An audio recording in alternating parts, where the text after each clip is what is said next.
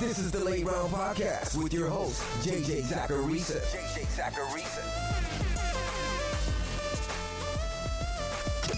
What's up, everyone? It's JJ Zacharisa, and in this episode 817 of the Late Round Fantasy Football Podcast, sponsored by FanDuel.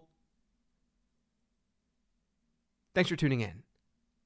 Before getting to the mailbag questions this week, I want to send a reminder about the Late Round Fantasy Football newsletter. In season, the newsletter houses the 15 transactions column each week. So on Tuesday mornings, not only can you fire up the 15 transactions podcast episode, but you can get the written form of it as well, right to your inbox. And then I send out other newsletters too. It's where I essentially publish my articles these days. And it's totally free. Just head to lateround.com, click newsletter, and subscribe. It's a mailbag show. Let's get to it. The first question this week is from @JPH_GSG. It says, what do you make of Bijan Robinson so far? And how do you view him going forward? He's having a good fantasy season, but it feels like it could be so much better. So I've seen some wild Bijan Robinson trades this week, or at least trade offers that people are asking me about. Robinson's currently third in running back target share behind Josh Jacobs and Christian McCaffrey. He's an RB1 in PPR points per game. That's despite the fact that he's seen a running back rush share per game rate that ranks outside the top 30 at the position among running backs with 2 or more games played. For real. Gus Edwards, Rachaad White, Jamal Williams when he was active, A.J. Dillon, they all have higher running back rush share per game rates. Robinson's doing what he's doing with plenty of room for growth. Imagine the Falcons just giving him a normal bell cow workload. Or imagine the upside he'd have if Tyler Algier got hurt. Now, I said this with David Montgomery last week before the Jahmyr Gibbs injury happened. I almost feel like I jinxed things. But people often only think about contingent upside with the lower end running back in a tandem. So people think, oh, I've got to roster Tyler Algier because if Bijan Robinson goes down, he could be someone who has a massive spike in production. Which is valid. Hold on to your Tyler Algier shares. But what happens if Algier gets hurt? Don't ignore what that could do for Bijan Robinson when you're thinking about his overall value. I'd actually expect Bijan to likely see a bigger rush attempt workload through the rest of the season. I think it's going to increase. And we know that even if that doesn't happen, he can be an RB1 in fantasy. That's what he is right now. But there's still that room for growth. And there's another out with an Algier injury. So for whatever reason, if someone in your league is willing to trade away Bijan Robinson, go ahead and get him. This next question is from Patreon. It's from Rob. It says, during your late round perspectives conversation with Danny Kelly, you all talked about how Zach Charbonnet's value would obviously skyrocket with a Kenneth Walker injury, but likely not until that. Who are your top 5 running backs in that category where currently the value is low, but could ultimately be league winners with an opportunity? Thanks. Yeah, so we're really talking about handcuffs here, right? The high-end handcuffs.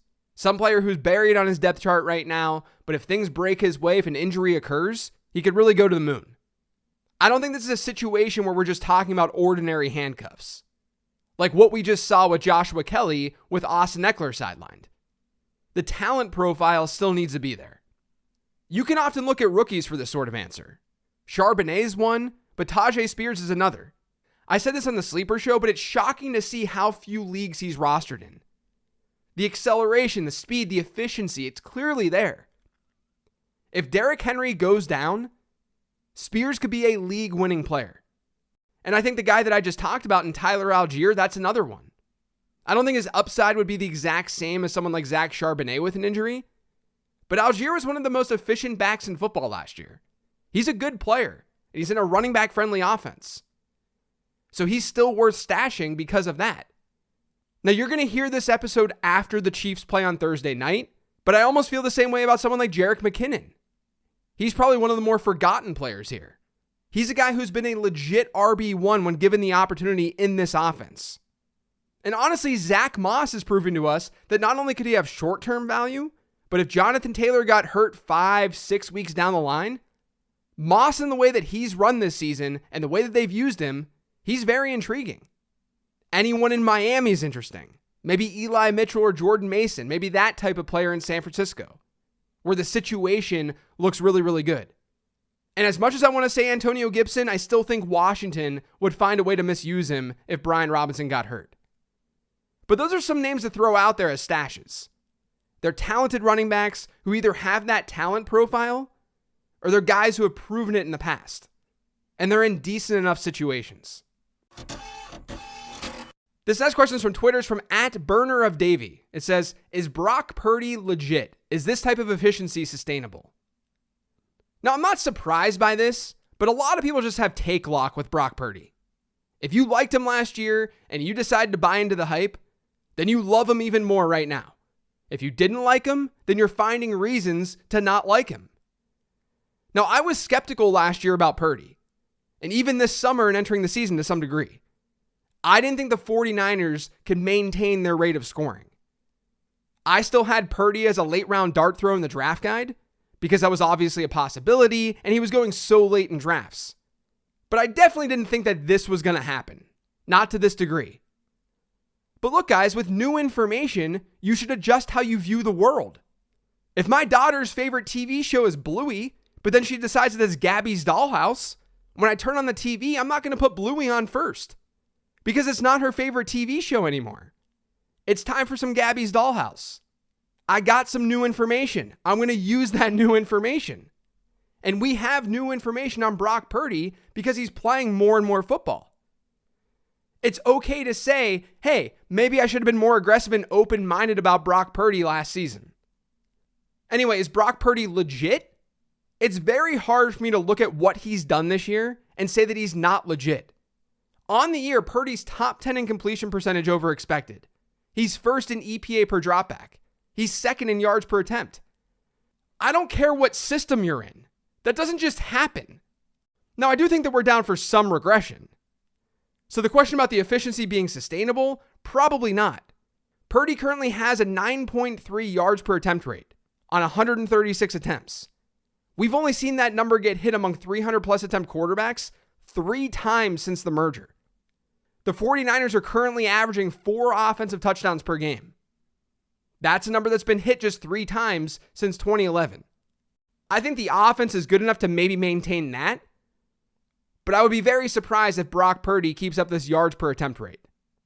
So to say that those things will definitely happen this year, that's probably unfair. I wouldn't expect this to continue. But I'm fully expecting the 49ers to continue being one of the best offenses in football.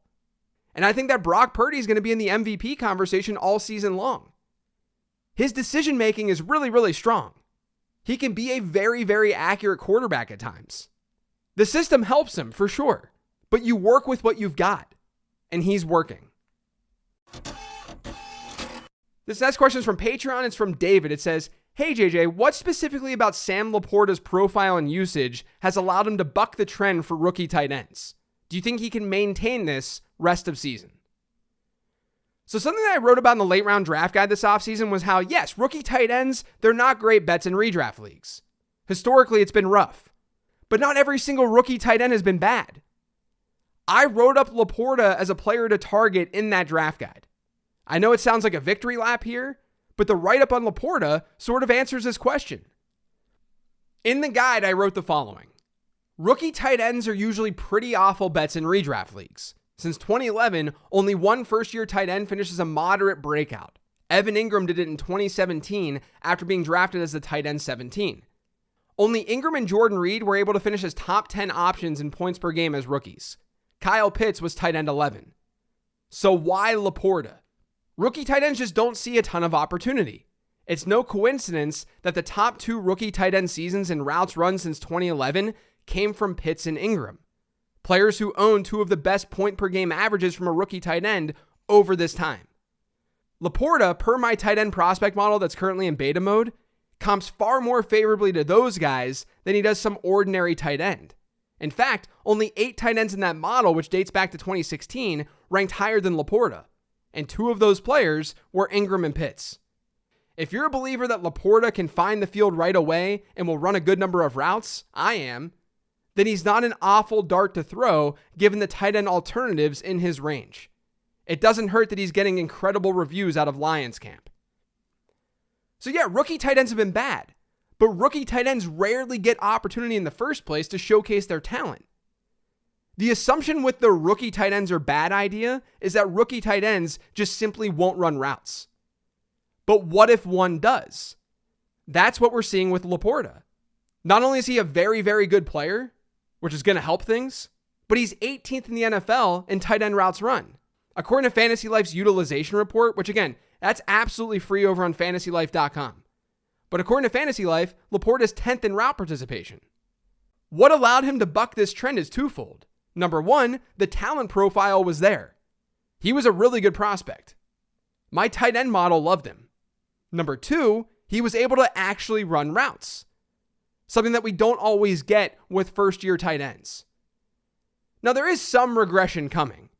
He's been outrageously efficient, and he's scored about double the number of touchdowns that we'd expect him to score. But because the talent and opportunity is there, he's here to stay. This next question says, what's the confidence level in Brian Robinson rest of season? The Commanders are giving up 30 plus points a game on defense. How often will they even be in a run-heavy game script? Thanks. Yeah, Washington's been a really pass-heavy team to start the year, and they're 7th in offensive plays run while trailing. They're 3rd in offensive plays run while trailing by 10 or more points, behind only the Patriots and the Giants. That's a problem for Brian Robinson, because he's run a route on 31% of Washington's dropbacks according to Fantasy Life data. That's a totally replacement level number. It's where Kenneth Gainwell's at.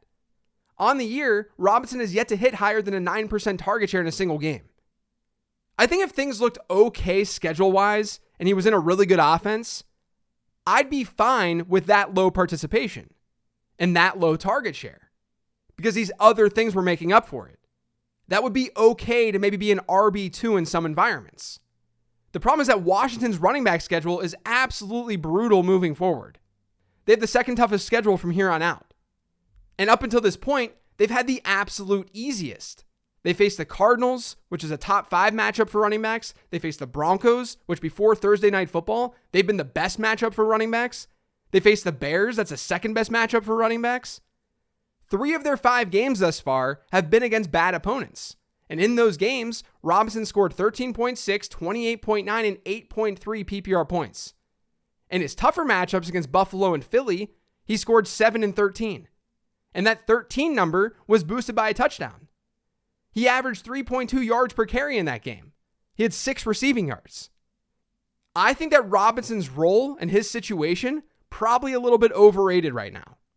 So I lean more towards sell than buy.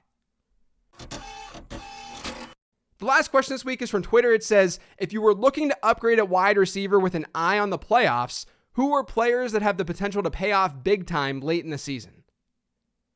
So each week on the Late Round Fantasy Football Patreon, I post a data dump where I share my adjusted fantasy points allowed numbers.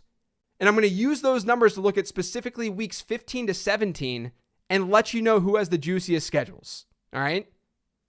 According to those numbers, the team with the best schedule in the fantasy playoffs for wide receivers, the Seattle Seahawks. They get Philadelphia, Tennessee, and Pittsburgh. Not bad. So you can look at DK Metcalf or the guy that I talked about on the 15 Transaction Show, Tyler Lockett. Another team is Cincinnati. They get Minnesota, Pittsburgh, and Kansas City. So that's not a bad stretch. And I actually am kind of intrigued by T. Higgins right now as a buy candidate. Only because people were so annoyed by him this year. We at least know the upside is there. Next then on this list is Philadelphia and San Francisco. We just happen to have really, really good schedules for teams with really, really good wide receivers. But the Eagles get the Seahawks, Giants, and Cardinals. That's very juicy. So you can buy A.J. Brown or Devontae Smith. The only reason that schedule doesn't rank higher is because the Giants have been surprisingly okay against wide receivers in adjusted fantasy points allowed. But that's also largely because they've had some really weird game scripts to start the year. And they faced a bottom 5 pass rate. And by the way, I use these numbers as a guide more than anything else. I'm not just blindly following these numbers. As you just saw, I'm investigating further. But it gives me a nice baseline. But with San Francisco, they get Arizona, Baltimore, and Washington. The Cardinals are the 6th best matchup for wide receivers right now. Washington is 5th. So overall, there are actually a lot of high-end wide receivers to choose from right now if you're looking at the playoffs. That's it for today's show, though. Thanks to all of you for listening. If you yet subscribe to the Late Round Fantasy Football Podcast, make sure you are by searching for it pretty much anywhere podcasts can be found. And don't forget to follow me on Twitter at LateRoundQB. Thanks for listening, everyone. I hope you enjoyed the Late Round Perspectives episode that drops later today. Otherwise, good luck in week 6. I'll talk to you next week.